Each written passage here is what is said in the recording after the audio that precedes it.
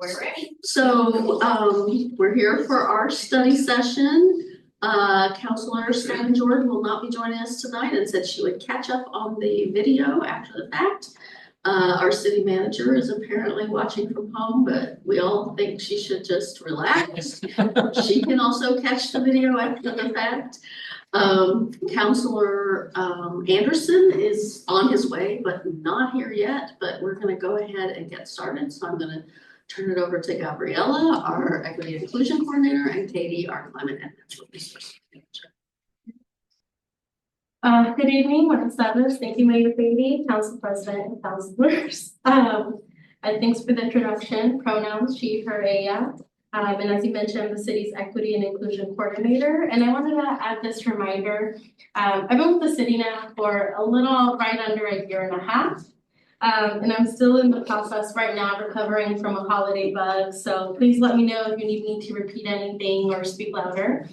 And with tonight, we're excited to present just a council goals update for equity and climate. And I think this is the first jointed update of equity and climate combined together. And with that, I'll let this amazing person introduce themselves. Hi, Katie Morris, they, them pronouns, Climate Natural Resources Manager. I have been here, I think, 4.5 months. So I'm excited to talk about really the great work that council has helped us, your leadership, Public Works, Peter, and my predecessor has really helped move forward for the last 7 years. But talking about really, what have we accomplished with climate and equity as council goals, and how do we move forward our thinking as you all pick new goals and we look at climate and equity as core services and values of the city moving forward. Yeah. Thanks, Katie. I think that's a great segue to our roadmap for tonight. Let's see if this works. Yes, it does. Okay. So when we were preparing this for you all, we were like, we could spend a significant amount of time sharing updates. Hence why we also have scheduled a part 2 of equity and climate in March. But tonight, as Katie mentioned, we'll highlight a few progress updates regarding, it's going to be focusing on the climate action plan and the equity plan for 2024 to 2027. And as you mentioned, to demonstrate overall how we are institutionalizing and operationalizing equity and climate. And you'll hear us use the words such as institutionalizing and operationalizing interchangeably. And what we mean by this, as Katie mentioned too, is how we're embedding equity and climate as city values. And so in the case, we run over time. We want to have the discussion questions up for us to consider as we share the updates.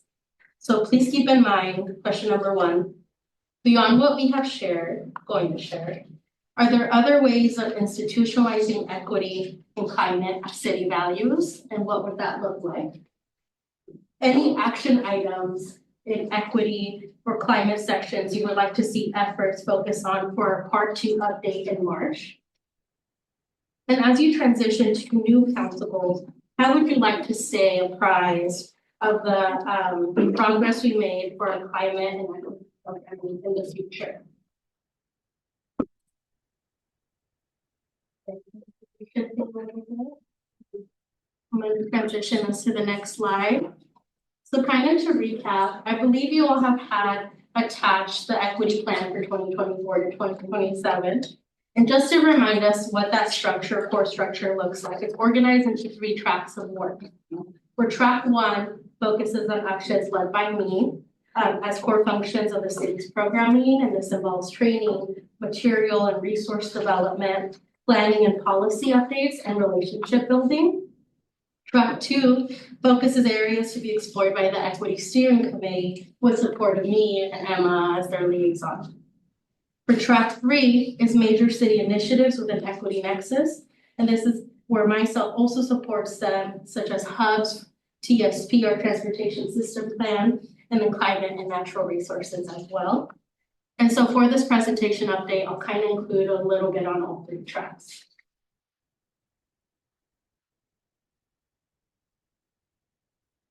All right, so excited.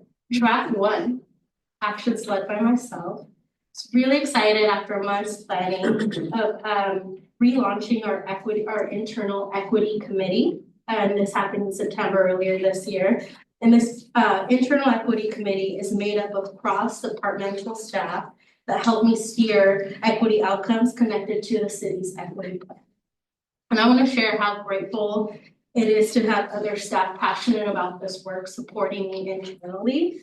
Because I know and we recognize that diverse team bring new ideas and new perspectives into the table. So to have a group to share ideas with is overall going to lead to better outcomes. And just to give a highlight, like together already, what we organize, develop, and will soon implement is a little few lists of some equity projects we've been kind of working on.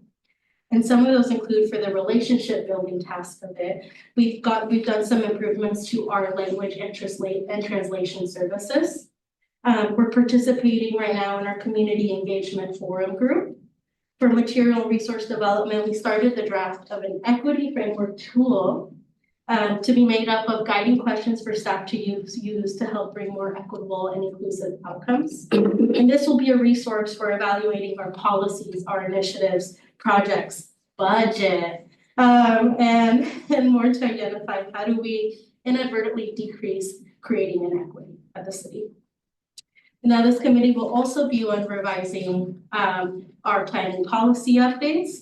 This includes what you've all kind of been updated, and there's two folds of this. I'll mention it in the next couple slides regarding the equity performance indicators for our Milwaukie Momentum Strategic Plan. And then for city trainings right now, with having budget for the new cycle, helping research and develop a new equity training plan that's going to be department focused in the next couple of years. Now, other items I wanted to note on the slide was we also attended the All Day Conference, most of those on the Internal Equity Committee. If you've heard of it, it's the Northwest Public Employees Diversity Conference. That was at the Portland Convention Center, and it's focused on local governments in Oregon, and that was in October a few months ago. And also, add a little note, Katie's also on the committee. So that's a little bit of that track one, building some additional internal staff support with other employees, helping lead this work forward. All right, progress performance tracks within 2 and 3. So with the development of the equity plan, we noticed there was a lack of organization of equity data focusing on how we're telling Milwaukee's story based on our values and our priorities. And in May 2024, earlier this year, we hired an amazing consultant, Lily Copenhagen from Equity Analytics, to help us develop effective and meaningful equity metrics for the city. Now, it's important to highlight that regardless of whatever work you do, to have important groups to be your key partnerships when you're leading this work. And this involvement is the Internal Equity Committee and the Equity Steering Committee. So both of those advising bodies are involved. And on the left side, checking my left and right here, for our Milwaukie Momentum Strategic Plan group, I'll share a little bit of updates on there. And then we also have that you've been involved with Equity Steering Committee and City Council, is this 2017 community vision that we put earlier together quite a few years ago. Okay. To dive and share a little bit more details about both of those works that's ongoing. For you've heard of quite a few, I'm sure, from Emma, our city manager, regarding the strategic plan. This has the more internally focused metrics that you've heard of that are organized into 4 priorities that help create employee work groups. And those 4 include supporting our employees, working smarter together, revitalizing Milwaukie, and helping Milwaukeeans most in need. Now, these 4 Milwaukie Momentum groups and the Internal Equity Committee are in the process of reviewing the metrics together, and they're going to meet with our consultant next week to have the final draft of those equity performance indicators. Okay. Now, second part. Okay. So for this one, if we remember, for the 2017 community vision, we had a meeting in July with ESC and our city council to turn what was originally 23 priorities pulled from that community vision and narrow it magically down to 5. And this is to help us direct where we want to prioritize collecting and organizing our data. And this, a lot of it is work we're already doing in the community. Now, these 5 priorities again include Milwaukie residents enjoy affordable housing. Milwaukie is a safe and welcoming community. Milwaukee's neighborhoods are the center of daily life, with each containing amenities and community-minded local businesses that meet their residents' needs. Milwaukie is adaptive to the realities of climate change. And this I did highlighted there. It's kind of hard to see in a different color because this is going to work that's going to eventually overlap with Katie and I, climate and natural resources and equity. And 5 there on there is Milwaukee's government is transparent and accessible. And so currently just up to date for you all, ESC is still working on reviewing those. We're having a meeting in January to wrap up those equity metrics. And we're hoping to have a follow-up session planned for City Council again and ESC to come together in March to do that final draft and input with our consultant as well. And once we have those confirmed, we'll follow up with our departments to create a dashboard of data to tell our story around just equity and how the work that we're doing is prioritizing the values we're saying we care about. And so with that kind of wraps up a little bit of the work that's ongoing within all the tracks, giving you that higher level up to date. And we'll follow up a little bit more once Katie shares their presentation material around the climate action plan. To again, think about those questions about how are we making climate and city values. So with that, I'll transition it over to them. Thank you. All right, so some updates on climate action. In 2017, Council adopted climate action as a city goal and has continued to be a council goal since then. And we have done quite a bit since then, and so we're not going to focus on kind of the projects and initiatives that we have accomplished in that time. The council packet linked our climate action report update from 2023. And that is a really comprehensive report that goes through all of the different ways we've advanced our climate action goals and as well as the strategies in there. We're going to focus on what have we accomplished within these 7 years of priorities. So we have, from our climate action plan that was adopted in 2018, we have set 3 carbon reduction goals, plus from our urban forest management plan adopted in 2019, we also have our 4th. So we have our 4 climate action goals.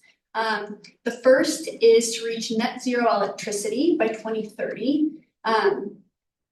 The second is by reaching net zero building energy by 2035. Then increasing canopy coverage to 40% by 2040 and reaching a carbon neutral city by 2045. And so in 2020, Council declared a climate emergency, which reaffirmed all of our climate goals, but also accelerated our climate goals by 5 years. So these were originally 2035, and our carbon neutral city we were trying to get to by 2050, but we sped that up by 50 years. By 5 years, sorry.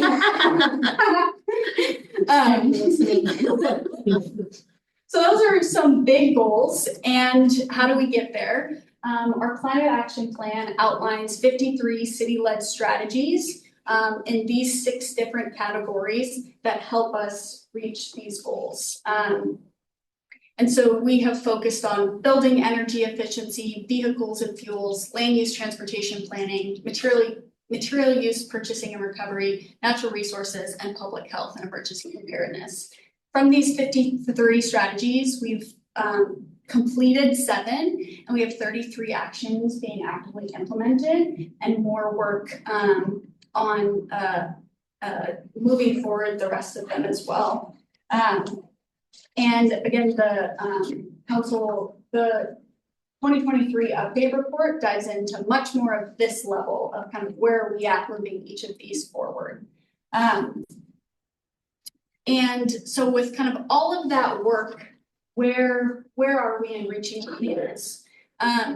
So we measure in a couple different ways. One is a greenhouse gas inventory, as well as data from our electric utility provider, PGE. And so Milwaukie has done a 2016 and a 2020 greenhouse gas emission report. And so we'll be looking at data from our 2020 report, as well as some more recent data on kind of what's happened since 2020 as well. So in 2020, we, as a city, our carbon footprint was around 265,000 metric tons of CO2. Though that doesn't really mean much in and of itself, and that's equivalent to about 57,000 gas cars being driven for a year. From that, we have some kind of main takeaways. Our two biggest sectors that produce our emissions is from transportation and from building energy. And our largest emitters from our fossil fuels is gasoline and electricity. And so some kind of changes between 2016 and 2020. We had about a 5% decrease between all of our emissions. Transportation emissions increased by 20%, which is now the city's largest emission sector. And lastly, building energy emissions decreased by 25%. One of the wins that is kind of we can attribute to that decrease is PGE taking one of their coal power plants offline. I think this really shows the importance of our utility partners decarbonizing. Another win is Milwaukeeans voluntarily purchasing 35 million kilowatts per hour in renewable energy. So a lot of actions within our community, and then with our stakeholders and partners. And why did transportation emissions increase? Yeah. I mean, some of that is, I'm guessing, is delivery. Mm-hmm. Delivery of all things. Yeah. And yeah, COVID. Mm-hmm. Yeah.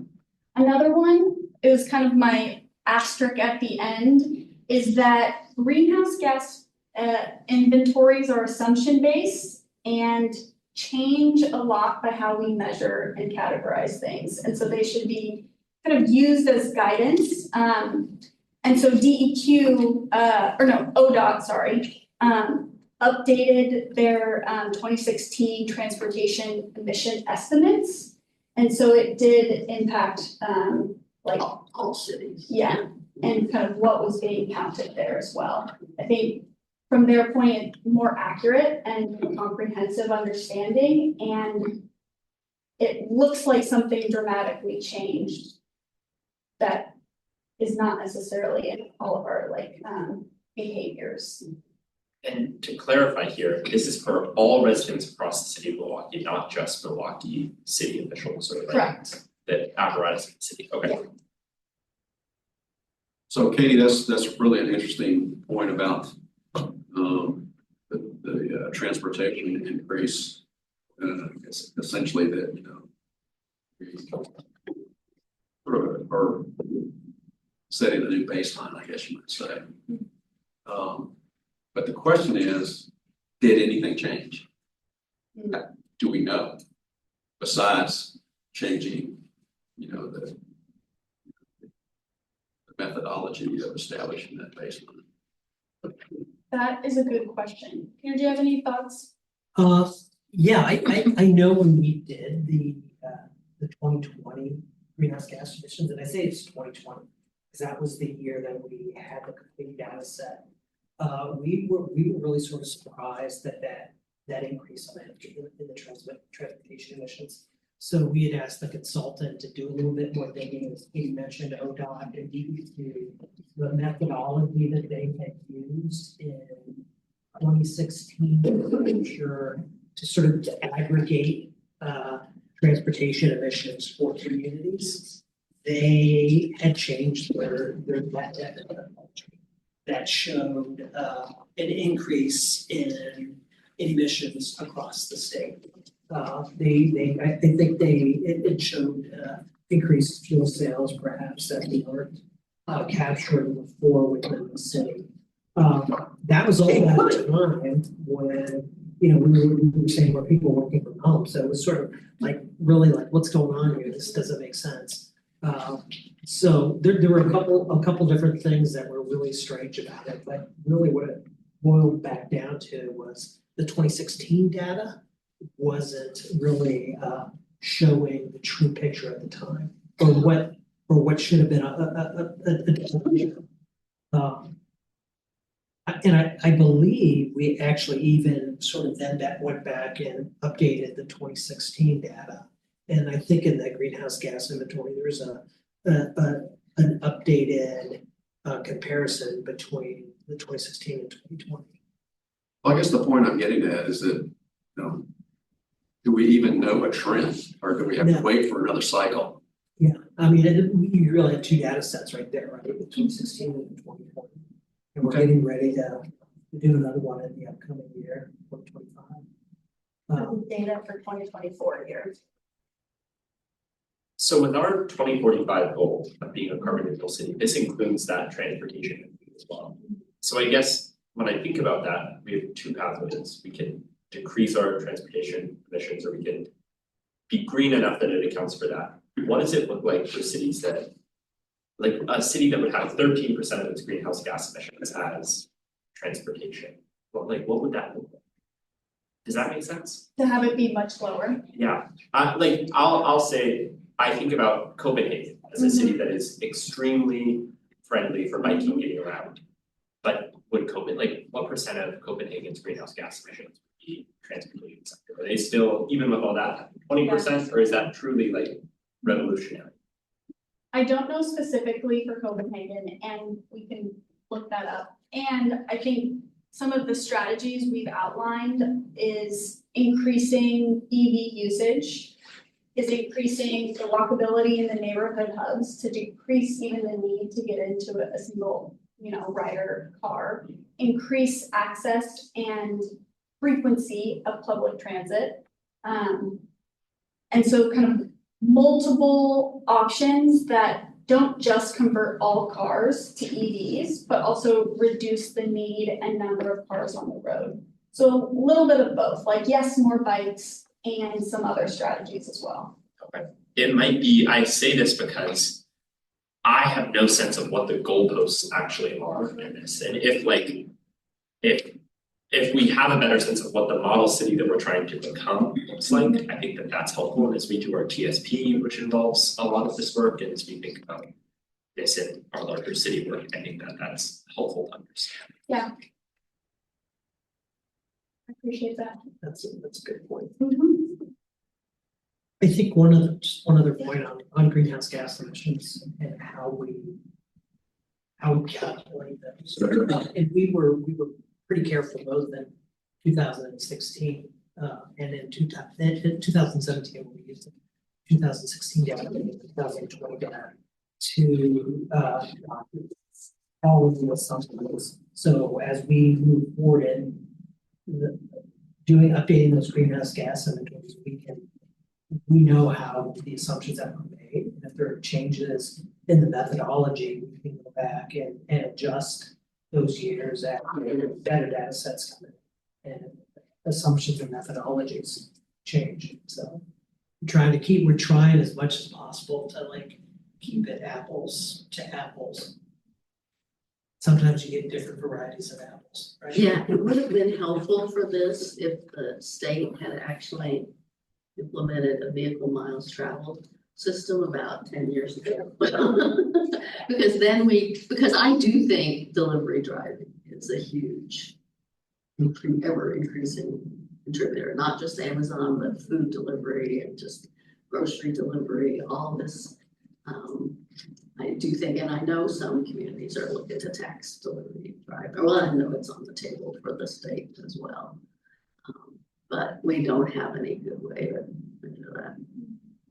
And so with all this to consider, because our climate action plan is from 2017, 2018, right? So if we're still basing that, and there's been changes with the methodology, like should we update what that plan, like the figures and the that's something that the public refers to. I've had on separate occasions, people have asked me if those figures are even still accurate now. Where did we get those figures? What was the math behind it?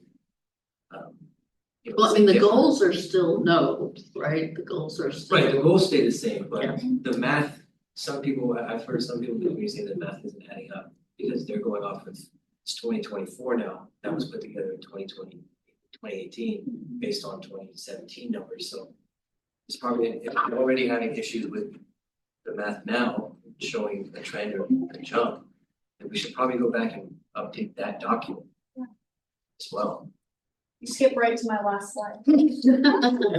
Sorry. And that's a really good point, and there are a couple thoughts I have on that. One, after we create the equity metrics dashboard that Gabriela was talking about, my goal, because there will be metrics that kind of permeate our climate work as well as specific equity climate metrics.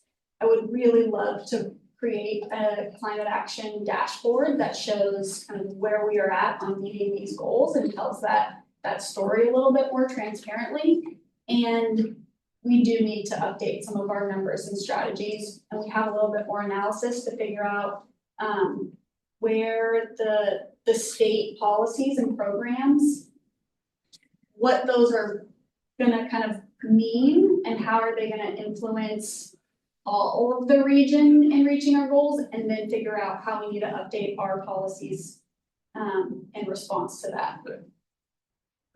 One question, and it's more of a Joseph than anything, but as we talk about our revenue strategies, honestly, those are long-reaching policy decisions that we're gonna make. And I think about a delivery fee or an extra gas tax or extra speed cameras that maybe make it less appealing to drive or at least drive fast. Having a really flushed out climate impact where we can see how it meaningfully brings us towards these goals, I think is helpful. Because I think we can chip away out of climate, we can walk to government at the same time, we can do something to help our bottom line and bring us closer to climate, and I think that that's helpful as we weigh all of these different proposals. Yeah, so that makes a lot of sense now, actually. As far as figuring out how to utilize goals and institutionalize goals, the current and the future, and potentially get money out of that, revenue streams, that's definitely a discussion. Revenue stability, sure. Oh, go ahead. I have another question, but you may be gonna get to it anyway, so Okay. Go ahead. So, as we talked about, there are, can't see the title, that's okay. So, we talked about kind of where we're at from 2020 and want to talk about kind of what does this mean for those 4 goals that we talked about at the beginning, and then also what has changed since 2020 that kind of affects our ability to affects the bottom line to those other goals. So we're starting with the net zero carbon emissions from electricity by 2030. Thank you. Thank you. Sorry. That's okay. So, Nice effort. like what we saw, electricity makes up 33% of Milwaukee's total emissions. Since 2020, we've had some progress. Oregon Governor Brown in 2020 signed an executive order 2040 that was an administrative order with a wide scope to reduce greenhouse emissions by 80% below the 1990 levels. To accomplish this, DEQ created the Oregon Climate Protection Program that was originally went into effect in January 2022, but then it was challenged. The court struck that down in December and it was finally reinstated. And this establishes emission caps for large emitters. And this is a really big tool and program for our whole state and reaching our climate goals. And so, you know, what we're talking about, how it impacts our bottom line numbers, important to figure out. HB 2021, that mandates electricity providers decarbonize their grid mix. And so so you have like PGE and Pacific Power being mandated, but to reduce 80% of their emissions by 2035 and 100% by 2040. Milwaukie staff and other stakeholders were very involved and contributed to drafting and the adoption of this. The city of Milwaukie, since 2023, powers all of our city facilities, streetlights, and electric vehicles with 100% carbon-free power. This is through our contract with PGE, Major Impact. Council signed in 2020 a 15-year contract that subscribes 100% of our operations power to a new solar development. This also saves us money. Another kind of stat moving towards net zero carbon emissions from electricity is that Milwaukeeans, so not just the city as the institution, as a whole community, totals cumulative solar capacity, so how much is possible when like it's a perfectly sunny day, no clouds, is 8.6 megawatts generated from over 1,000 solar installations as of November 2024 from PGE's data. This has increased, so you know, to contextualize that, 1 megawatt of solar capacity power can power about 200 US homes. So 8.6 can power around 1,700 homes annually. And this has increased over the last 2 years. In 2022, we were at 5.5. So you can see we're steadily increasing that capacity. And last, also from PGE's data, 32% of residential electricity is renewable.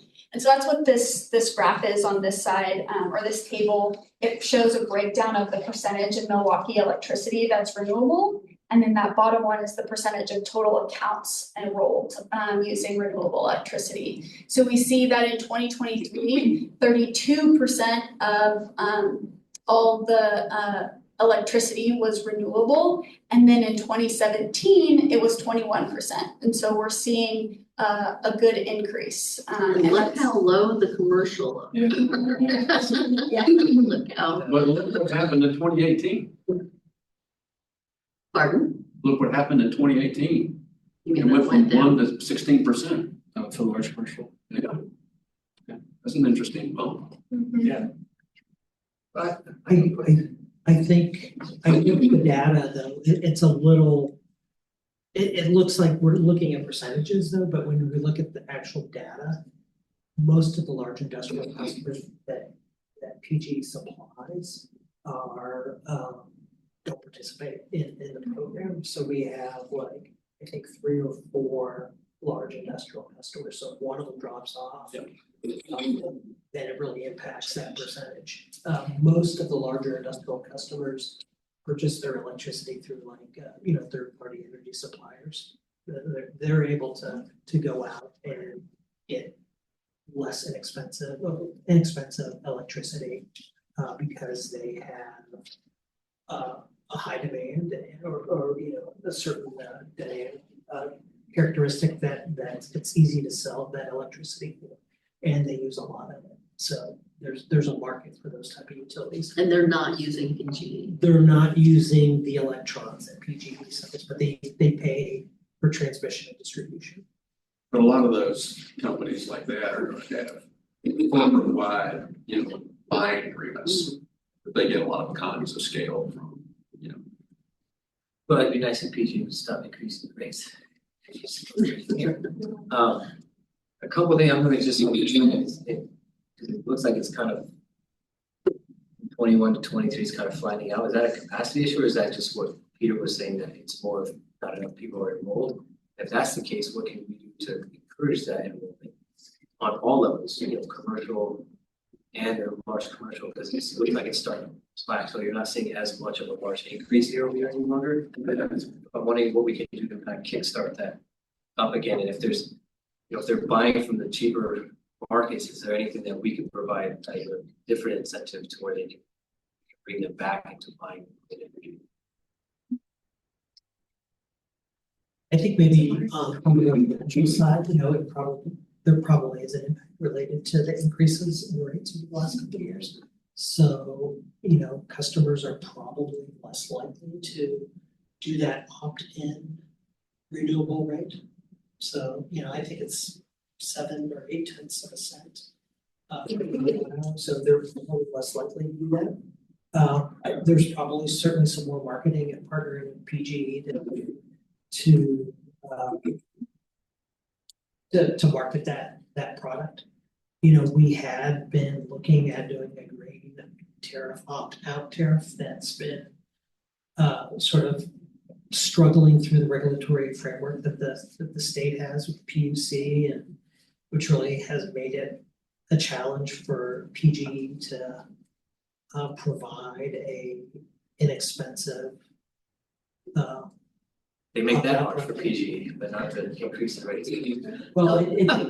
Well, yeah, and just sort of the change in the energy with demand for more renewables makes, in some cases, renewables more expensive for these opt-out products, right? Opt-in, for these voluntary products.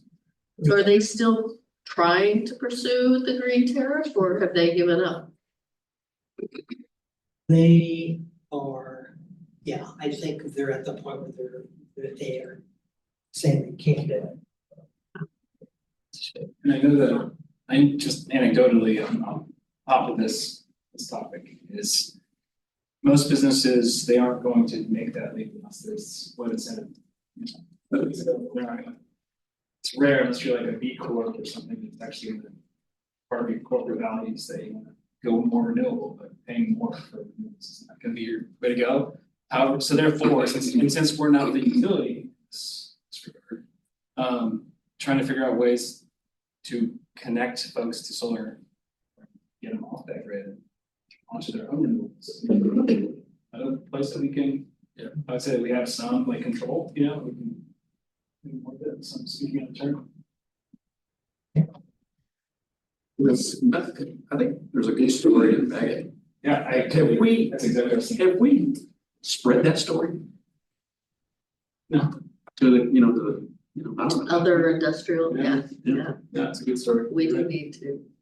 I mean, I look at this, if there's not gonna be a green tariff, those first two things up there, the climate protection program and HB 2021 mandates, those are gonna phase in over years way beyond 2030. We're not gonna meet this goal by 2030. Well, I mean, the other option for when we were looking at the tariff, or considering, or we were pushing for that new generation.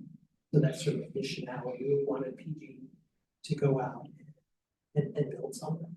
The other option for the green tariff that we have had some conversations with them about was just sort of a based program like they have now that's opt in, but just make it opt out. I think they're more willing to do that, but that's not necessarily increasing building new solar. They would be going down the market. And there's some challenges in the West right now, in California, and Oregon, and Washington, on purchasing green credits. Because of how the utility emissions are calculating or counting emissions, so. But I will say that HB 2021 and the CPP, to Adam's point earlier, these are state policies that weren't in effect. And we were looking at the strategies and calculate what our sort of gaps are to meet our climate goals. Those were not part of the calculation. So when we update the plan, look at those programs and strategies that are for those to see. I mean, there's a lot, I mean, you know, we wrote a letter in support of the CPP rulemaking, and I mean, I hardly know all the details of that very complicated program, but I mean, there are some great things in there, but they're not all, I mean, it's a more phased in thing. It's not all gonna be happening by 2030. Just want to do a time check. I have few more slides. Go for it. Started later, so we're gonna later. So our next goal, net zero carbon in our carbon emissions from building fuels by 2035. So in our 2020 greenhouse gas report, building energy emissions accounted for 44% of Milwaukee's total emissions. Since then, we have had some additional advancements too. And kind of the triangle on the side in very high level shows kind of like 3 categories to reduce these emissions. It's kind of same for electricity, but one option is by changing the energy source. And so that relates to the first 2 points.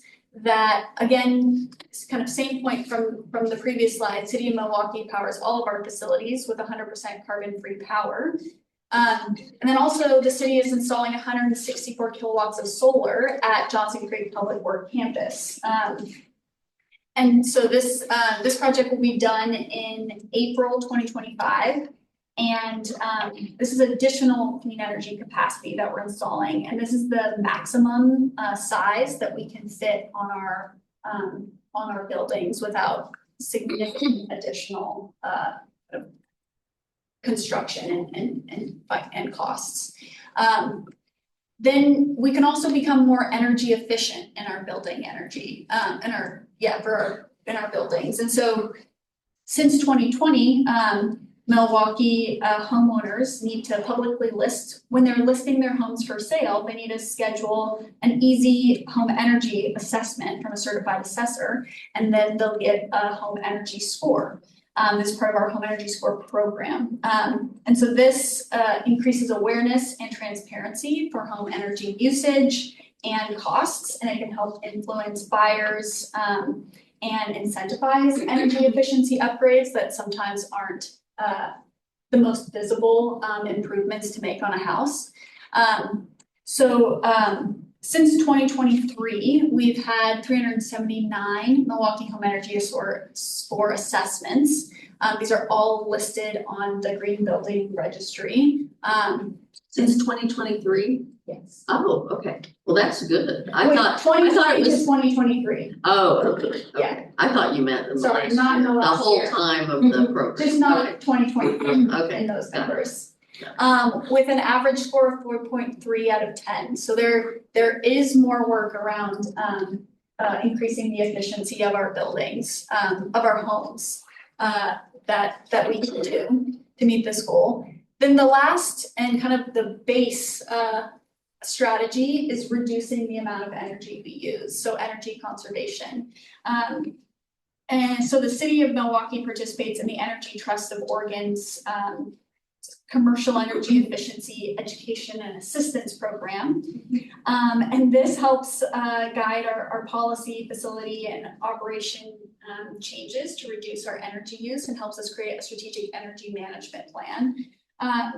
This kind of helps us pinpoint like thermostat set points, space heater restrictions, maintenance protocols. And so in our strategic energy management plan, this helps us reach the annual goal of a 5 to 7% reduction in our energy consumption. And since we've been a participant since fiscal year 2016, 2017, the city typically meets or exceeds this, even as we add in new EV charging needs. So we're continuing to use less each year as well. It's a long way to say that. So I mean, yeah, I think the city's doing great things, and I know we're also on tap to do our, sort of the assessment of transiting out of using methane in our facilities. But I mean, the city is just a little piece of trying to reach that goal, and that just seems like a really hard goal to reach. I mean, it's a lot about,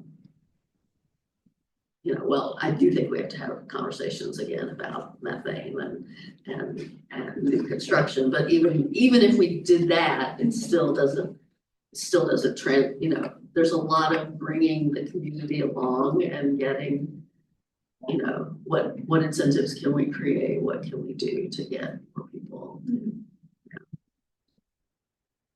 That's score 4.3 out of 10 without getting that higher, significantly higher. It's gonna be-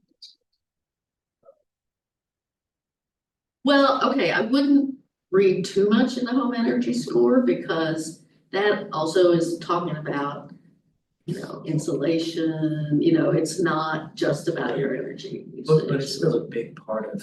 Yeah. Most of Milwaukee's homes. Yeah. So I'm talking about a home energy score that's on the lower end, it's much lower end of the spectrum. I think that to be a focus to drive that up or to reach a lot of that. Assume is Milwaukee's mostly.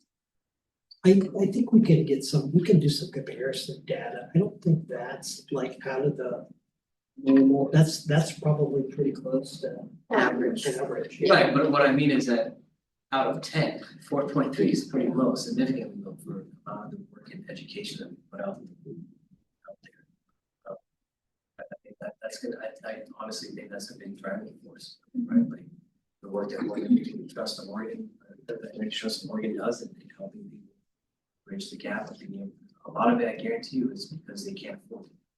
Yeah, and I think some of the things where we've struggled with messaging with the community is that outreach about what's it, you know, IRA, you know, the government, the federal government's incentives.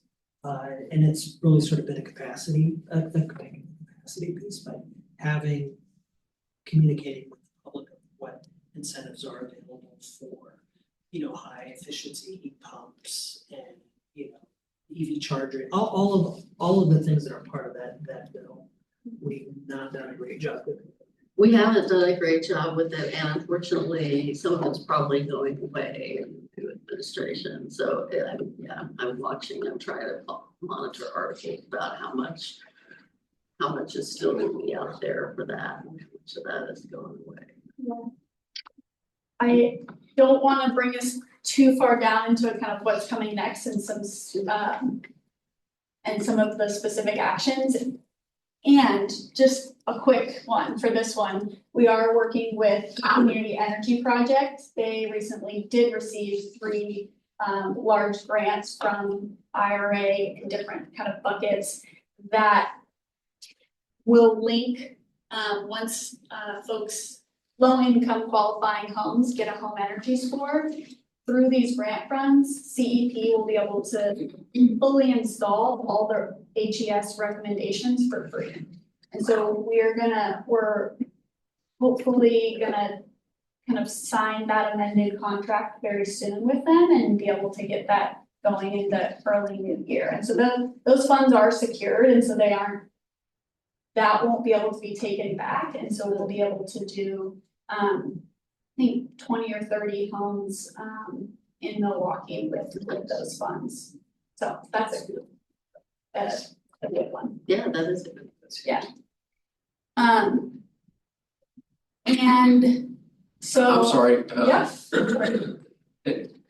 Would my assumption be that these home energy assessments were basically, those were homes that people wanted to put on the market?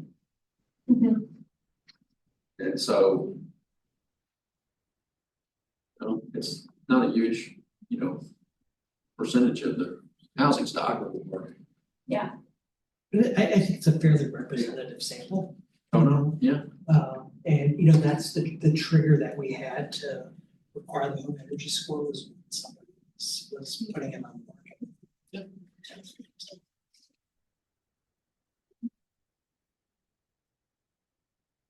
second to last goal. 40% tree canopy by 2040. In 2019, Milwaukee had around 26 to 27% canopy cover.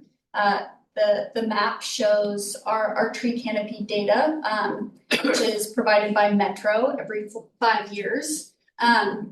Since then, we have developed an urban forest management plan that helps us provide the framework and actions needed to preserve and foster a thriving urban forest. So not just new plantings, but also the maintenance required and kind of the different things the ecosystem needs. We've also expanded our public tree code in 2019 and adopted a private tree code in 2020 that protects trees during residential development and establishes a permitting process to protect individual trees on residential private properties. We do annual tree plantings. In the last 2 years, we've planted over 630 trees. This is through our annual Arbor Day tree planting event, our tree code permit compliance plantings, our stormwater facilities like detention ponds, some of the areas that we do more plantings. We've also operationalized trees as a valuable public infrastructure beyond quantifying, by quantifying the benefits in our stormwater system and bringing it into our integrated tree protection into our city processes with like engineering and planning. And we've also developed tools to support urban forestry program and tree plantings, like our equity mapping tool, Branch Out Milwaukie, that shows not only the tree canopy, but where we have the highest urban heat island effect, highest air quality issues, low income communities, and then communities of color within Milwaukie that can help then prioritize all of these other strategies that we have above. To not only reach that goal, but also to reach it more equitably. So, yeah. How often do we get the data on the tree canopy cover? Like, do we have anything recently? So we will probably at the end of 2025 get the new data from 2024, the 2024 data from Metro. And so Metro does this for the region, and we all pitch in and then receive the data every 5 years. So we do also have data from 2014, 2019, and we'll still get it for 2024. That's perfect. Yeah. So then our last goal, carbon neutral by 2045. So this is where I was showing kind of where that gap is, but as of 2018, Milwaukie strategies and state policies leave us with this 27% gap to reaching the carbon neutral goal. And so when we were developing our climate action plan, we were ahead of schedule. We were gonna kind of reach all of our forecasted reductions by 2040, but we still had that goal or that gap. And now with HB 2021 and the climate protection program, staff need to do additional evaluation to figure out how, what are the impacts of this and how it will help us further close this gap. I think we discussed this quite a bit in this meeting. So last slide is, so not only kind of what we've seen is that there is no silver bullet for climate action. I think we know that we're reaching these goals or we would have done it. And so this work happens by advancing numerous strategies and all the different efforts. And so really operationalizing it into all of our policies, programs, and procedures is critical for us to have the community impact, the engagement, and the programmatic impact. And so here lists some of the accomplishments that we've been able to integrate our climate goals into city plans, and then also some additional ways that we've operationalized our climate goals. by passing the increased right-of-way license fee, which supports the climate and equity positions and program work. The addition of the climate impact statements as well as equity statements on staff council reports, quarterly council updates and study sessions on climate council related topics or climate goals. And then also working with different departments and projects on how they can reduce or how they can incorporate a climate lens into their work. So with not leaving very much time, we put the 3 questions back up there to you all on, are there additional ways than what we've talked about to institutionalize equity and climate as city values, and what would that look like? Are there any action items in the equity and climate sections you would like to see efforts focus on in part 2? We're thinking for part 2, we'll be talking more about kind of where we're going in the future, and also with a real focus on where these overlap and how the intersections between these values manifest in the city. And then also, as you transition to new council goals, how would you like to stay apprised of the progress made in our climate and equity programs? Check maybe from. Oh,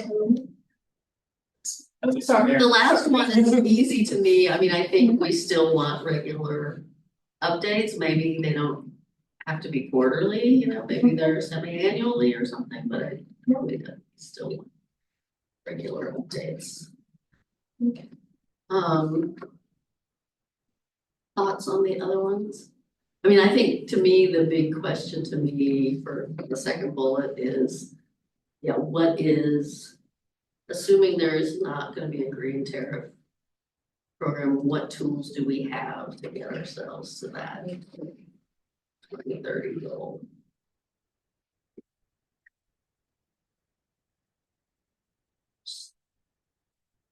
Thoughts on any of the questions?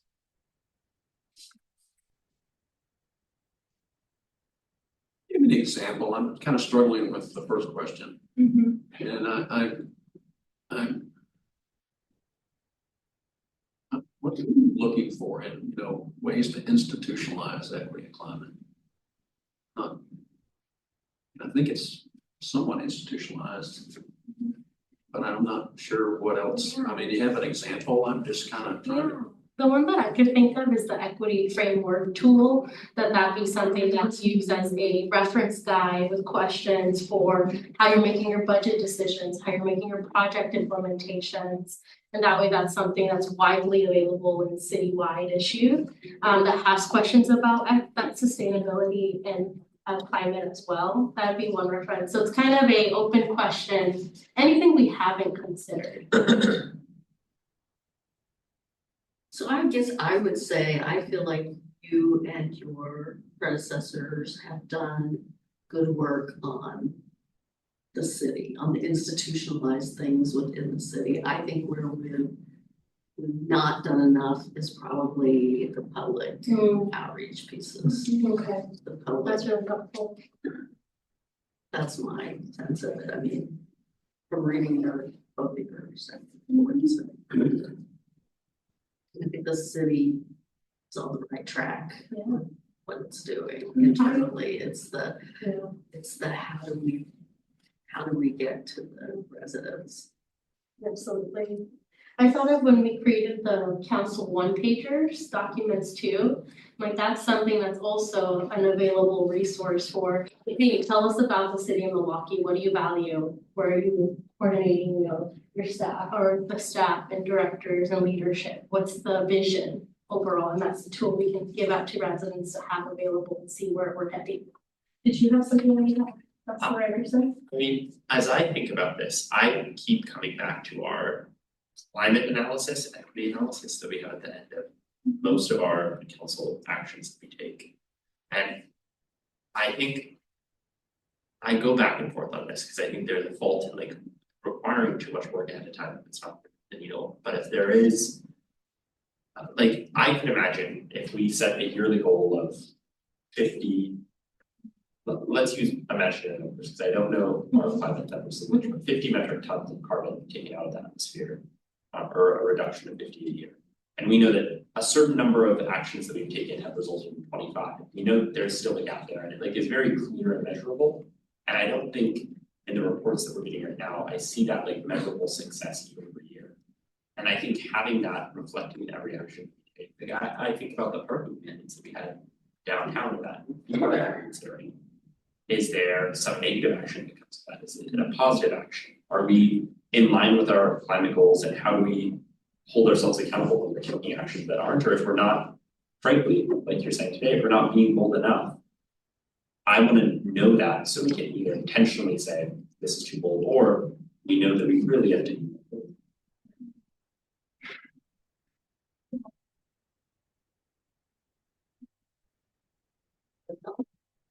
So, We do need to get going on the topic. so no, it's not. Maybe another way to think about it, and you know, you don't need to have the answers even tonight, but just, you know, what other, yeah, Bill, I think you're getting at this essentially is what other tools and, things would help you communicate and see goals, the work the city does through a lens of equity. There's any other things, I mean, metrics data we've talked about, but is there things that we haven't presented that are in your mind, maybe percolating in the back that you'd like to see? That's helpful, and again, doesn't need to all be figured out right now, but I think that's kind of the Question. yeah. Well, I think the dashboard idea is important, yeah, as a way to, as just giving people a reference. Absolutely, that'll be the goal. And I want to say, Councilor Savage has talked about qualitative data sharing too. I know we've often focused on the numbers piece of things. What about the impact it's having on community members and their story too? So I think we do have ways to tell that through the dashboard as well. Yeah, just the last thing I would add is just in terms of institutionalizing, just make sure, because equity and climate, they intersect, just making sure they don't step on. That for the sake of climate, we're not doing something that's not for equity, right? So yeah, I think just being conscious about how they intersect and how policy could affect it. And just being conscious of that. And probably echo what the mayor said about the community.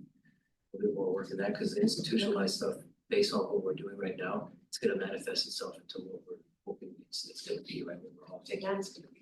It just needs time to work its way through our system.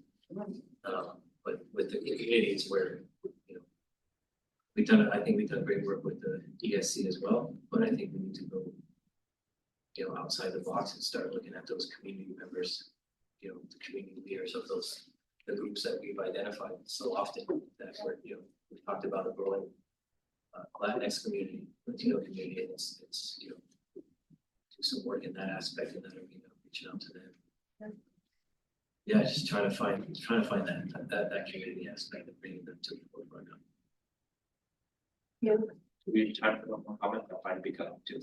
Sure. I would say as we think about our other goals, I think that you presented a really wide suite of options that we're trying to do, especially, I keep going back to climate because it's much more measurable, but I think it applies to equity as well. It's much easier if we narrowly focus on how we're doing climate in one specific area, and I think our goals present a real opportunity to that. If we're doing economic development as a goal, I really want to understand how, especially, I love Emma's suggestion of having bullets, but like how do those bullets then relate to climate? I want to see that really clearly, so we understand, like, I think we have such a strength in the fact that we limit ourselves as a city on what our focus is. Let's make sure that that still clearly represents our climate and equity goals, and understand that like it is equity through the lens of economic development. What does that look like, and how does that influence our equity? Absolutely. Our active. It can be same said for transportation too. Thank you, President. Okay, thank you guys. Thanks, See you I'm sure we'll see you before March, but. Work out, Katie. Excellent. Good.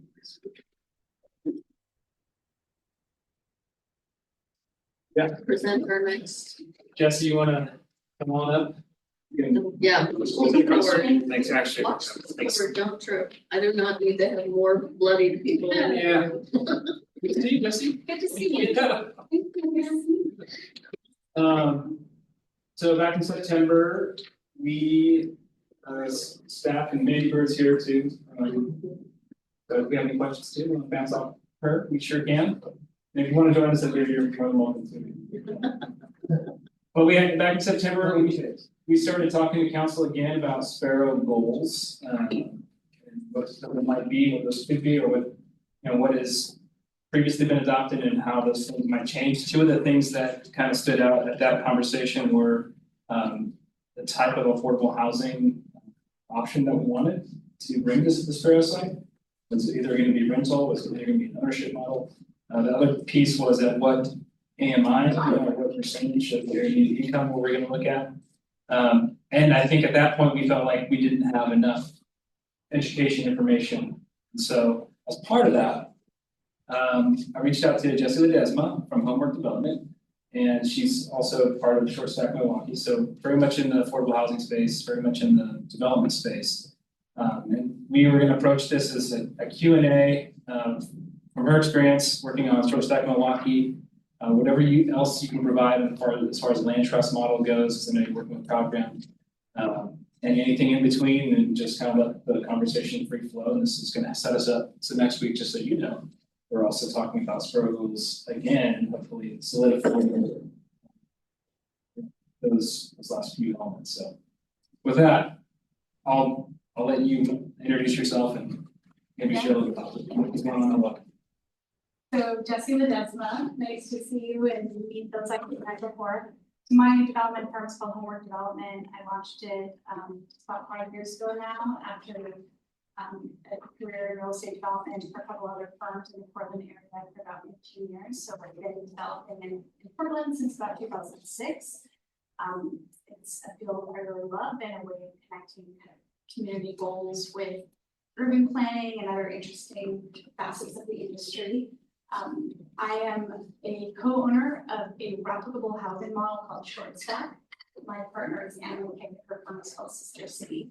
We launched Short Stack as a way of addressing the missing middle housing shortage, both affordability and building scale, and with the kind of goal and ethos of building missing middle housing more efficiently. And right now we're prototyping the Short Stack model across 4 sites, one of which is the one we just broke ground here in Milwaukie, which we're really excited about. These are modest scale elements. So we have 108 units across those 4 projects. 3 of them are affordable rental projects in Portland, and the one in Milwaukee is 15 homes affordable for sale. And that's in partnership with Program Land Trust. And I'll talk a little bit more about that model. We are finding that for the missing middle housing scale, we have to try really hard to see efficiencies, because if we're building 10, 20, even 30 units at a time kind of from scratch, it gets expensive fast. And that's why you often see kind of a jump to subdivision home builders who crank out, 80 to 150 homes that are more or less the same, or larger apartment buildings, which we obviously have seen a lot of that development in the Portland metro area. But when we're talking about kind of that mid-scale, also called like neighborhood scale density, that's the density that might fit in with a residential neighborhood or on the edges between commercial and residential neighborhoods, we have to work a little harder to find efficiencies to make it cost effective enough to build. So a few ways that we're doing that with the Short Stack model, and there are other models out there, is to replicate design and engineering and have a product that we repeat that isn't, completely cookie cutter boxing out. We're utilizing mass timber construction, cross-laminated timber panels for our larger multifamily project. That speeds up our construction. That allows us to achieve more replicability. It's like a panelized kind of flat pack construction type. So I always call it like the IKEA dresser of housing, where it arrives flat pack on the back of a truck and the panels are assembled on site, versus true volumetric modular, where you have a box that arrives on site and is framed into place. And there are lots of folks out there trying to and building successfully modular housing. It didn't quite pencil for us at this modest scale. We were finding that you really needed to build like 100 units at a time to make the modular housing work, but it's certainly a tool. We also have goals in our model for some kind of more social equity goals, not just bringing the cost of building down, but bringing more opportunity to our community members. We have a more representational team, so 70 to 75% of our kind of consultant group is either owned or led by a team of women and or people of color. And we're proud of that representation. In our construction team, we're hitting 30 to 35% participation, what we call MWS, ESB, minority women and emerging small business subcontractors. So those are goals that we hope to keep increasing as we go, just to see more diversity across the real estate industry. But I know today, I heard from Joseph that today the topic of interest was really about affordable homeownership and models for that. Is that right? Versus affordable rental. Yes. And so I want to maybe just kind of, and apologies that I don't have a presentation today. I'm kind of in the middle of closing our third deal, so I didn't have time to put it together. So That was also part of the deal. I'm just saying, and getting Jessie here, she is super busy right now, so just. Usually I would love to have a presentation. It's something that my partner and I enjoy doing, but I don't have that today. So I'm going to kind of throw some numbers and some concepts at you, and again, let's make this a conversation. I can answer questions and follow up with anything. When we're talking about affordable homeownership, like let's start all the way on like the status quo kind of market rate. So if a builder goes out there, buys a lot and builds a single family home, they're probably going to sell that, for, so let's say $600,000 to $650,000. If we're building, and that's probably affordable to 130% area median income and above, if we're talking about a family of four. And you guys are all probably very familiar with the AMI terms and where those numbers land. If we're talking about trying to hit 100% area median income affordability, that the for sale price of that home needs to be more like $450,000. So there are different ways of accomplishing that. First and foremost, we're probably going to build a more modest, a smaller home. Maybe we can achieve higher density and buy one piece of land that we're building multiple homes on to try to get that down. And maybe there might need to be some kind of what we call light local subsidies to get to that $450,000 number. So for instance, in Portland, they have the HOLPE, the Homeowner Limited Tax Exemption Program. That is a 10-year property tax exemption for the initial buyer and for any resale to any qualified buyer for 10 years. That helps. There are SBC waivers. Sometimes there are small grants for energy efficiency measures. If we're trying to hit affordability at 80% AMI, which is when we're really kind of getting into like affordable housing for homeownership, that home sale price is going to need to be reduced about $260,000 for a home. And Say 360. 360, yeah. And I'm using kind of round numbers, and this is based on the cost to build this modest home, 2 or 3 bedroom at about $400,000, not including land. We can talk about how those numbers compare. So for that target, we're going to need more subsidy, right? The kind of the property tax exemption, the SDC waiver is not going to be enough. We need to make up, let's call it $80,000 in subsidy. So that's when we're going to need some grants, some funding sources from the state. Oregon Housing and Community Services, they have their LIFT program that supports affordable homeownership at that level, which is a great tool. But that's affordable for that initial buyer. If we want to go deeper and we want to say, these should be affordable for a long period of time, then that initial sales price needs to come even lower because we need to assure that it's affordable to all subsequent buyers. And the community land trust model is, I think, kind of the best tool for this, because if we're really talking about affordability in perpetuity, we need a steward to oversee that, right? It's not just about the homeowner kind of saying, I promise I'll sell it to a qualified buyer. Of course, there are going to be covenants that run with the land, but we all know how that goes. So we need a steward to really see that program through. And a community land trust is a mission-driven, usually a nonprofit, who that is their job, right? It's to steward that property and keep it affordable in perpetuity. And in order to make sure that all subsequent sales, kind of no matter what happens in the market, are going to be affordable, we have to bring that initial sales price even lower, almost to the point where it's affordable to say like a 60 or 70% AMI buyer. So that would be around $270,000. So that the amount of subsidy that we have to bring to that is more like $160,000, but now we have a unit that's always going to be affordable. And that's kind of the other end of this. And, you know, in between is what I was talking about with maybe affordable to that initial buyer at 80,000, maybe affordable to that initial buyer at 100,000 versus affordability. That's just kind of the lay of the land for different models. Any questions on that initial set of Yes, it's examples? fantastic. Yeah, this is really exciting stuff, right? Can I ask a question that came up? Sorry, Mayor, can I ask a question? When I'm in Milwaukie leadership, someone asked me about short stack specifically, in my experience with affordable housing ownership models too. They were wondering what essentially for wealth generation, when someone, you know, purchases that home and then in perpetuity, you know, 5 years later wants to sell it. Do you know, generally speaking, what is that delta, I guess, for, do they get, is it 5% per year? Is it, you know, what's it usually? Yeah, it's a great question. It's a key part of the model, right? Because we also want to give folks who are buying these homes the opportunity to gain wealth, and it is capped. So it's, from what I've seen on community land trust kind of on the West Coast, it's between 5 and 8%. And so that, you know, no one's guaranteed that because the price may or may not go up, but there is going to be some market return and then they have it. In return, they're often, you know, first of all, they're paying they're getting this home below market, and there's often a down payment assistance that goes with it. So there's certainly a trade-off. In those kind of middle examples that I gave, where it might be affordable to those initial buyers, but not in perpetuity, kind of their return would be whatever that market value is at resale. So there are pros and cons, and when we're talking about it, I often think of like the more subsidy required, oftentimes the more restrictions are put on it because there's more public funding going into it, and those public funders want to see it restricted for longer.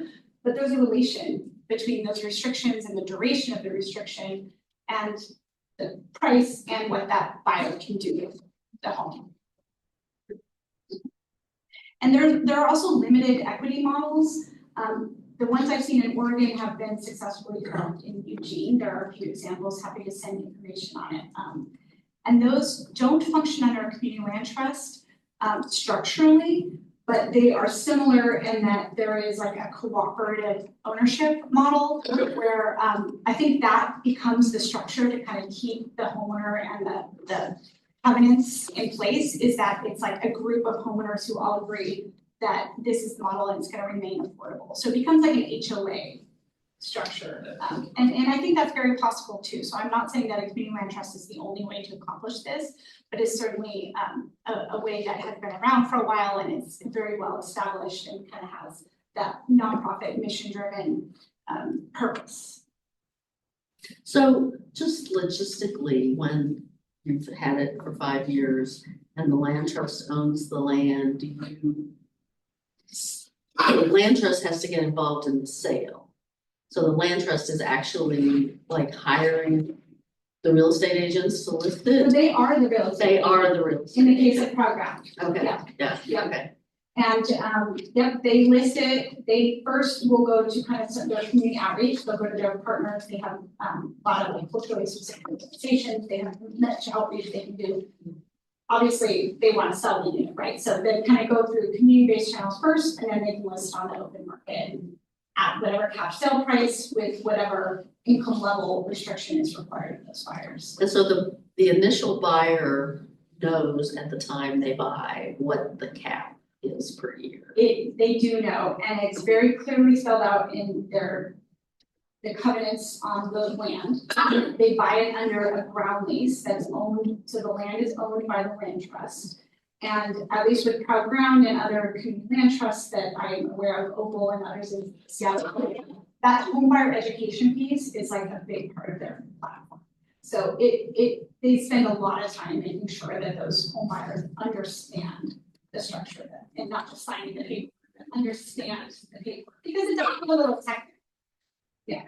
So Councilor Koster-Body and I met with Dev Northwest, so they're another trust. How many are there operating? You should know this. I think they're in the metro area. I think they're. I mean, Habitat for Humanity also functions as a land trust. So I think there are maybe 4 or 5 in the metro area. Proud Ground is certainly the largest. I know the River There's another land trust, I think there's one in Bend. There's a handful. Can I ask, I was just gonna ask, when we talked about the subsidies, we talked about it being 80,000 to 100,000, is that per unit? That's per home, Yeah, right. yeah, per That's what I'm home. thinking. kind of related to that, what are the pot of money is one thing that we can provide. What are some of the other things that cities can provide that make it easier for you to build at scale, for you to make it easier to build these projects, for you to be able to, like, we've talked as a council about providing land to developers, providing economic incentives, about changing their development codes. What are the things that move the needle most for developers like you? Everything you just said, right? Land is great, especially because if the goal is affordable housing and we have to go find these subsidies, it takes a while. You know, so as developers, if we think of like patient sellers, so someone who's aligned in that mission and can wait 12 to 18 months to close on the land until we get those subsidies. And again, that relates to the spectrum I'm talking about, because if it's not the deep subsidy required, if it's kind of the lighter subsidy required, then it can function more like a market rate transaction. Maybe it's reduced land value in that case. But if we're really talking about the CLT, the community land trust model, you know, contributed land with a patient timeline is super valuable, super valuable. I would say the city of Milwaukie, I'm not just saying this because I'm in this room, the planning department has been a dream to work with. The staff is super helpful, everything coming out of the new, our Milwaukie project is cottage cluster, I should say. Yeah. There are obviously other ways to achieve that middle density, but for homeownership, I think it's the best model because each owner has their own structure. They can be attached, we built them detached just for that reason. It's a lot higher density than a single family home, but it really fits into that neighborhood. And I think the city of Milwaukie did a fantastic job with the zoning for middle housing. And the staff is super knowledgeable, they're super helpful, they'll work through it. So that's like one thing that Milwaukee's already doing, which is great. Like if you're a developer saying, I want to build a cottage cluster on this site, like what can I do? They will answer the question. That's not true of every jurisdiction. And I will tell you, the mayor of Beaverton told me this weekend. She said, she talked to you and she said, I was like, why are you in Milwaukie and not Beaverton? And she's like, because the Milwaukie staff was very good. I was like, well, when people call me back to answer my questions, I'm gonna keep pursuing that site versus another site and I can't get an answer on it. It's true, it makes a difference. That's funny that she said that. One point a sticky point in Milwaukie, which is not unique to Milwaukie, but I know this is something some jurisdictions are struggling with middle housing, are the utilities and the connection fees. Oh. So in the city of Milwaukie code, the connection fees and the SDCs are still priced as if it's like 15 individual single family homes. There isn't like a multifamily rate for cottage cluster. And so because of that, for our project, we didn't plan the units separately. It's all owned, it's all one site. And that's okay because the community land trust is gonna own the land anyway, but it just adds a little bit of complexity to the HOA management because there has to be an HOA that manages the common area. Versus if you could plat the land into 15 or 20 different sites, with individual water and electrical, to each site at a reasonable cost, that actually removes some complexity to the ownership model because you don't have to have an HOA. What was the issue? So if I have a plot of land and I'm building, say, 6 homes, Yes. right? I can either keep it as one and I have one utility connection and I'm paying the city for one utility connection and I'm bringing it to each unit. Similar to like a multi. Like a multifamily, if you're building an apartment, Yeah. same thing, you have one utility connection, you're paying that fee once and it's sized however it's sized. But now I need a homeowners association who manages this property, because even though the home buyer owns their home, they all share a piece of property. It would be better, I think, it removes the complexity of the HOA and kind of the long-term management and complicate that. If I were able to break this property into 6 individual plats, but now I need 6 individual utility connections, and I have to pay 6 different fees for that. And if those fees don't scale, if the fee is as if I'm building one home on this lot, 6 times, it just becomes out of whack at these smaller numbers of units. That makes a lot of sense. And is that our code or is that something in state building code or something? That's like Milwaukee's utility Yeah. calculator. That's what Yeah. And it's it's water, sewer and power, so it's, I think, different bureaus. And when you're platting the land, that doesn't hit up against our minimum lot size requirements, or does that? Well, in this case, they're not, but yeah, when the middle housing code went in, part of that code allows for expedited, smaller size subdivisions essentially. Okay. And so, yeah, I think, I can't remember off the top of my head, Counselor, but I feel like it's 1,500. That's 15 square feet. Yeah. I think it's Right, so we're talking. Yeah, I So think if it you is. go into the housing, you can, a lot of that stuff kind of changes. And just for comparison, the cottage cluster that we're looking at in Milwaukie and further when we're laying it out, we're hitting between 1,500 and 2,000 square feet of land. These are modest sized homes in your mind. For our product is 960 square feet, 2-bedroom, 2-story townhomes. So that footprint, is like 430 square feet. Are those numbers making sense? So on the most dense, we're gonna achieve about 1,500 square feet of land per home. If we have more landscaping, more courtyards, more parking, we might be in that 2,000 range. Jesse, when you're looking to develop and you have this sort of continuum of,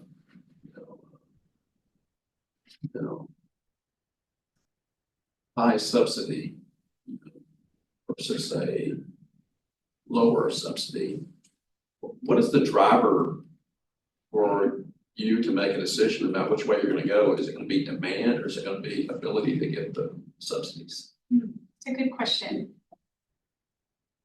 The demand is high at really anything under market rate. I think whether it's 60 to 80 or 80 to 100% AMI, the demand is strong because there are more folks in that income range than there are homes for sale. So for us, the calculation is really like, how much time is this gonna take? How confident are we that these subsidies are gonna come to fruition, like to take the time to pursue them? We would love to build everything affordably. If we could build everything affordable to 70 to 80%, I would love to do that because that's where we have the biggest community need. Nobody's gonna even touch that in market rates. So the demand never becomes an issue. It's just about the time to pursue those subsidies is like really what we have to weigh. Now, back to the question about like valuable resources, in terms of the development schedule and process, those initial upfront costs, what we call like pre-development costs, are some of the hardest dollars to get because you don't have a real project yet. So like when we go to the state, when we go to Oregon Housing and Community Services or other large funders, all their questions are like, how quickly are you gonna start? Make us convince us that this is a real project, they want you to be well on your way, but you have to spend money to even get to that point. So the city was really generous to support our project with a CET grant, exactly for those pre-dev funds. And I have to credit that for really launching us because it's a modest amount of funds, but you have to spend money to get to that point. And again, it goes back to that, well, is this where we want to spend our time and money if we're not sure about the outcome? Well, if we have a pre-development grant, great, that'll give us those 6 months of architecture fees, planning fees, legal fees to get to the point where we can get the rest of our capital stack. Can you clarify how much those pre-development grants are on average? Yeah, so we received 300,000 through the city CET, and we spent 50,000 of that right away up front for those initial pursuit costs. And the way that we worked it out is we had certain milestones at which we could draw down more. So that we were really working together to say okay, we have to spend some upfront before we know. Once we get conditional commitments from funders, that's another milestone where everyone can now feel more confident this project is happening. And then once we have full commitment from all of our funders, then the rest of it was able to be released. And that was a super productive way, I think, to deal with that. Because understanding, we understand you all don't want to release all the funds out the door day one before it's something real. We have to spend to get Yeah. to that point. So we were able, Joseph and I worked together to kind of develop those milestones in that timeline in a way that worked. It seems like there's so much work that has to go into like build a relationship with the staff, with the city, to understand the codes and to build a process like we were just. I say this in a non-self-interested way, but like, what does it take to create a partnership with a city for you to continuous development for a period of time? Well, I guess. I mean, that's the ideal. That's what we're looking for, because then we don't have to start from scratch on the relationship building and figuring out how a city works and how the code works. The ideal is that, great, next time we're gonna be more efficient at this. We know how it works, we already have those relationship builds, like that is what I think we all want, is to replicate and do it faster each time. Yeah. So you said 108 units you're doing in 4 locations. Are they all this 2-bedroom, 2-story, 960 square foot? So just the Milwaukie one is that cottage cluster product, so the short stack umbrella includes 2 housing products, and one is the cottage. That's intended to be affordable for sale, and one is like a stacked multifamily. It's 3 or 4 stories, exterior walk up with fast timber construction. That's that kind of panelized. And we have one under construction off Mississippi and Fremont in Northeast Portland that will be completed in March. If anyone's interested, we love giving tours. It's under construction right now. You can see the scale.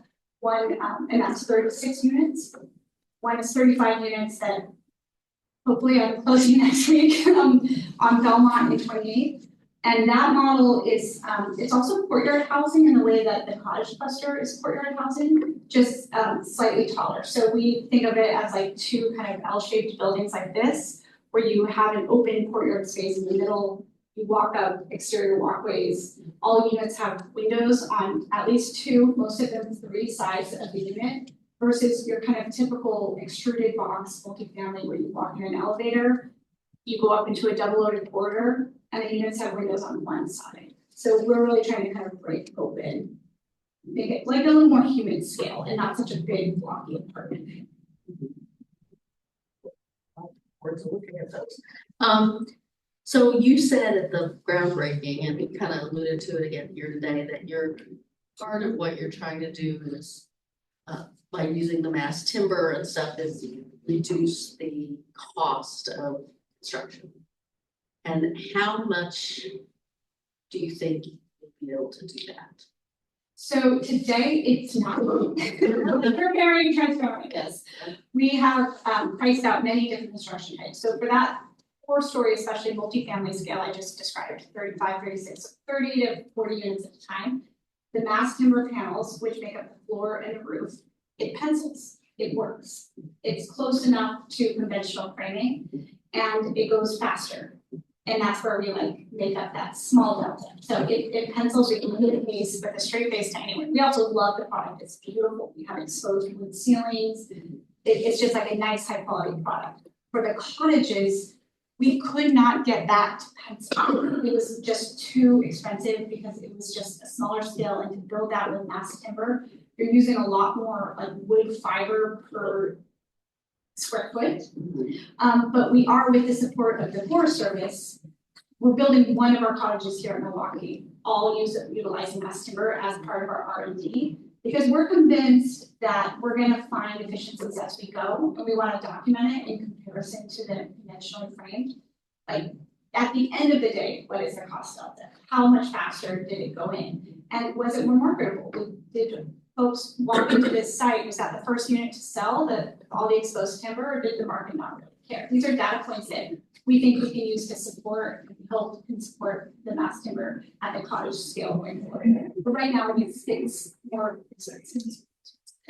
And why is your model cottages and multifamily and not townhomes in the mix?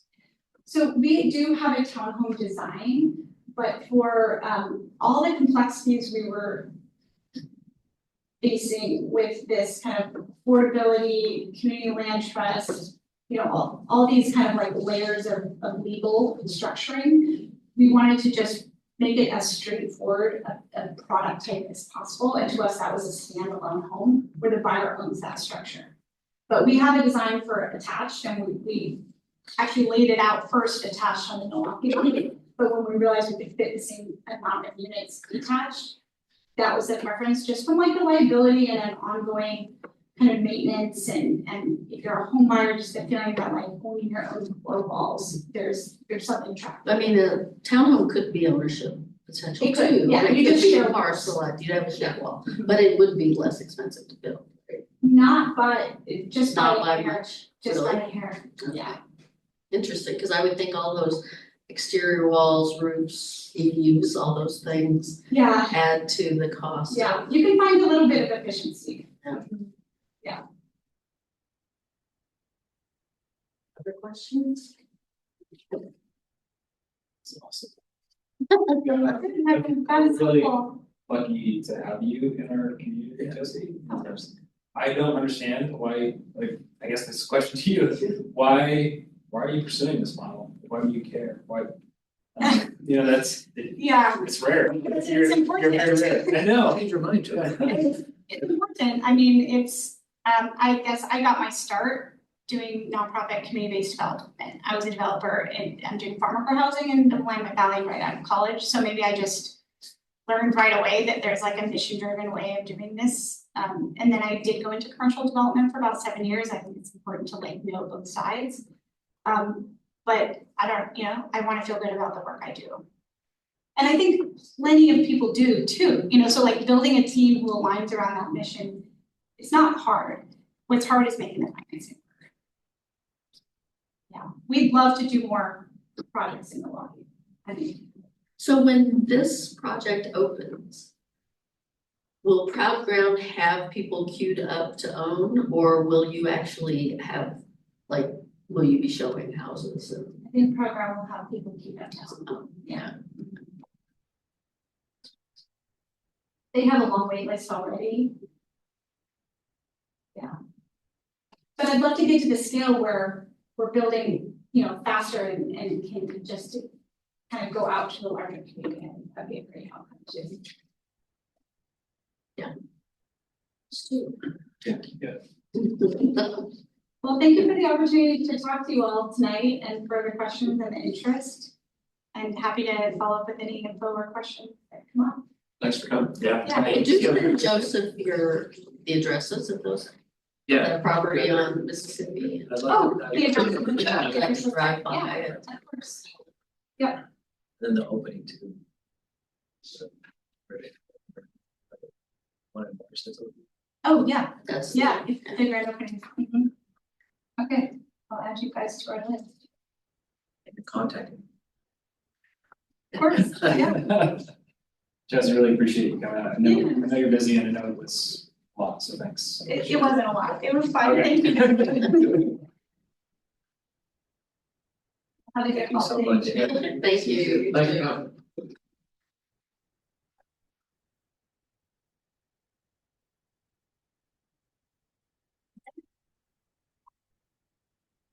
So Joseph, before you leave, I'll be right back. okay, Yeah, I just wanted we're to, not talking goals tonight, true, next December 17th. okay, Yes. so we can go on to council reports. Correct. Okay, got it. You don't want to hammer them out, just decide right now.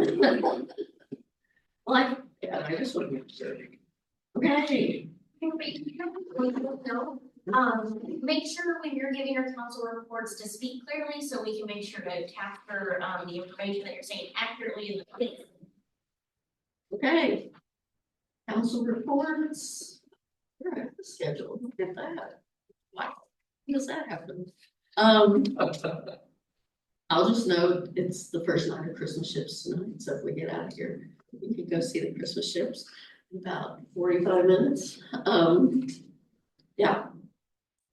People have council reports to I don't go. have a council report, but I have an item of possible interest. Okay, You remember, a month or so back, the representative's son from Portland came to speak to us. yeah, And the interim, city administrator, Michael Jordan, was there.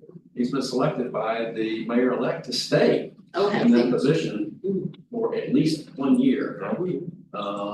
Because he wanted find someone, in there who, you know, knew the, years of government work and that kind of thing to make that transition. So that was an interesting statement. Yeah, And I was impressed with Michael's, testimony.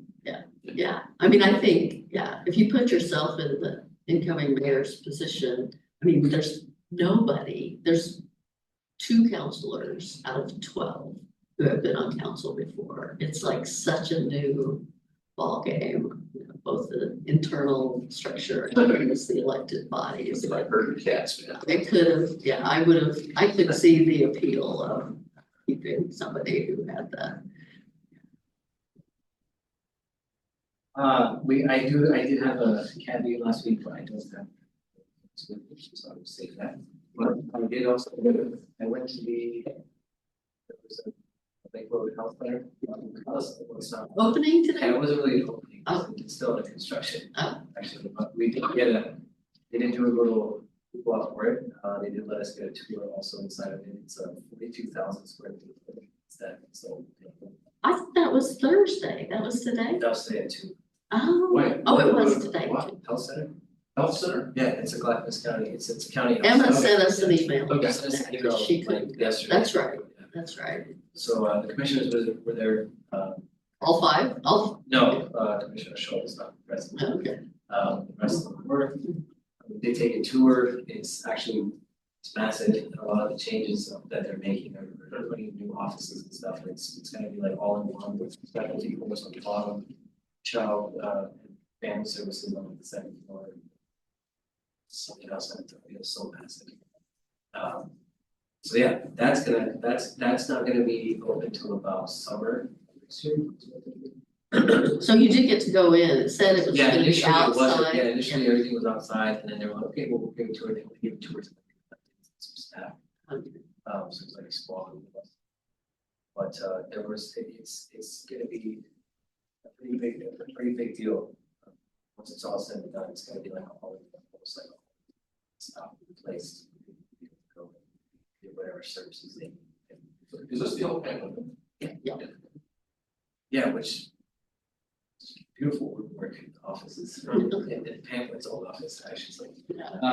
The county commissioners do take time to thank us as Commissioner Strader, on how Milwaukie has been excellent partners in, these new things being developed in our community. It's not the same in other parts of the county. Would you say? She acknowledged that in front of everybody? Well, it was just totally aside. Oh. On our way home, she just said, just wanted to thank, I thank them for putting so much emphasis on it. Yeah. They haven't applied to me. She thanked us back for just being good partners about it. You know, I also said, I mentioned that, we don't get too much community pushback either for these kind of things, like Milwaukee's community. We embrace this stuff. They've just been, she was gracious with how we've been working. Well, you think if, I mean, between that and the stabilization center, they should be appreciative and maybe they should build a damn park. Yeah, well, I'm hoping that, yeah, well, that's good. Hopefully with all that rainy day. I thought Metro was built with the dam. Metro? Oh, dam. That's a different, that is a dam. That's a dam. It will be a dam park at some point, that's true. It was a good. I'm glad you went, I wanted to go, I went to a board service instead, but, I did write back to her Sarah, and said, yeah, I wanted to go in the spring when they were ready to get tours. So, It's gonna be, I mean, it's really just, it's all under construction still, but yeah, for the most part, they're still using it, there's still patients coming. well, and maybe we can do a tour there like we did, at Providence or something. We can do that one of these meetings. It's gonna be really nice. Pretty welcoming, it sounds like. Yeah. Much needed, obviously, so it's pretty cool. Yeah, I think they were in pretty, I never was in them, but I think the facilities they were in down by, that got knocked down because of the courthouse construction Yeah. were pretty dated. And Yeah, they still, and they already have every bit of that space is already. allocated. Already been allocated. The Thursday thing, Mayor, is the grant, testimony for the grant for the Columbia. Oh, yeah, yeah, So that's yeah. what Thursday. Well, I have that in my notes. Please go. If you can at all go, please go. I think it's important to have a showing. Yeah. This is on Broadway, did I see that address right? Metro is on, you just go straight up 99, it becomes Grand, and it's right on 99. You don't have to go into downtown, it's this side of the river. It's 600 or something, I don't know, I can get you the address. No, I thought I saw it, I thought it said Broadway. Metro? It's right off. Right off Broadway, 99 across Broadway. It's before, it's only 6 blocks Yeah, before yeah. Broadway. Okay. It's right after you cross over 84. The dam. It's like the next building, when you cross over 84. It's the next building on your right. So it's about 6 blocks before you get to Broadway. But, it's, I don't know the answer to this. yeah. Yeah. Joseph, anything you wanna say about that, about Thursday and? Yeah, it's just exciting, and I'm sure if you looked through the packet, but yeah, they're gonna approve, or they're recommended to approve $10 million. It's huge, it's a huge deal. Thanks to our partners, or the mayor, and just we worked that relationship with Metro really a lot over the last couple months and hope and behavior, so it's nice to see this actually pay off. Yeah, I would say if you can make it great, and I know the mayor's gonna be there, it sounds like they wanna keep it real brief. Cause it's like, to me, it's news. They just wanna. Should we pick it? But Well, that's my worry, is that some of the people who aren't getting money might, you know, have showing, so that's kind of why I'm encouraging people to go. And Mark Gamba, who was there for the last one, can't go because he's gotta be in Salem, and Dr. Leslie King can't go. So she has to be in Salem, so, I did see that Rep. Gamba did provide an email to the council. to the council, to the Metro Council. Yeah, so that's what I was just gonna say is if you can't make it, just a note saying how much.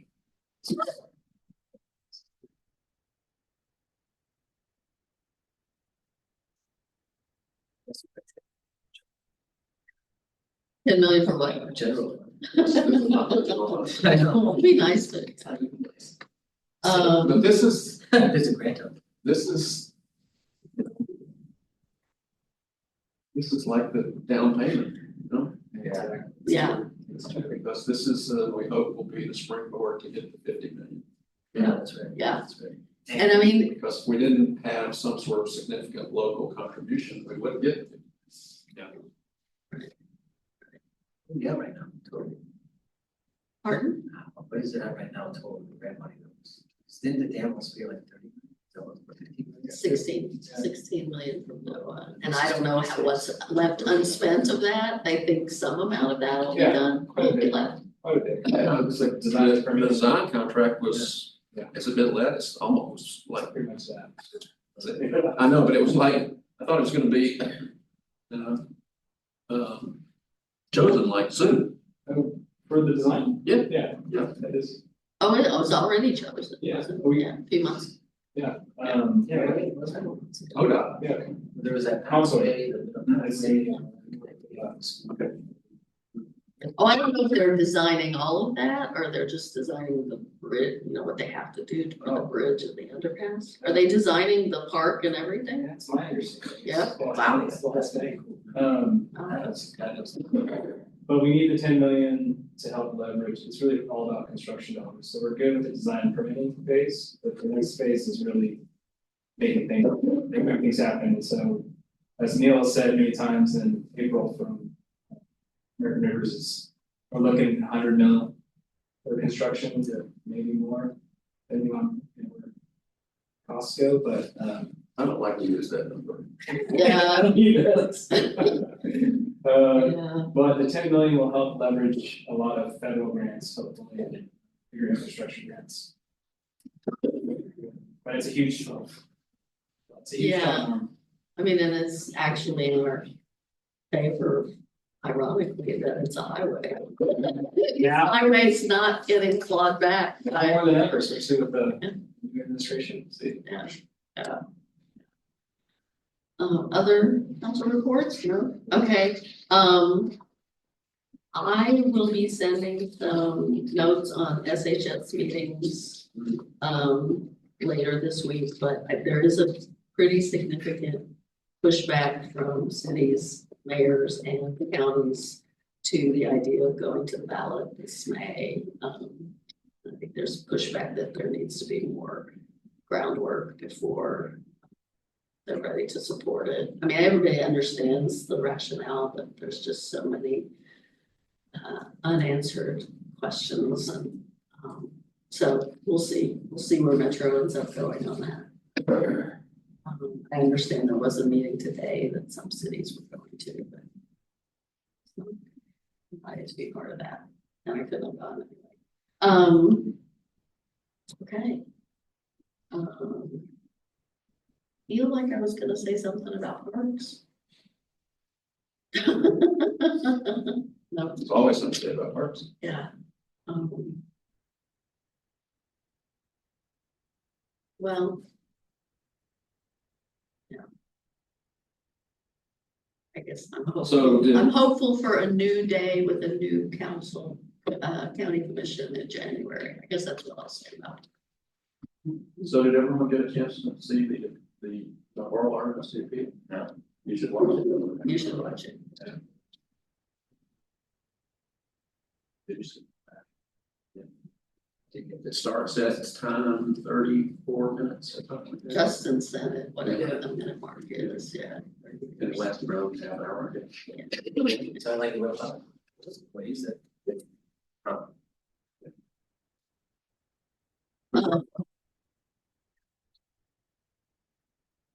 Okay. That's the subject. It is quite good. The same OD, we got some DD. Yeah, absolutely. It's not blue, right? Okay, if that's it. Guess I need a motion for this is a study session, so we're adjourned. Thank you, Mayor. Nobody gave me a gap.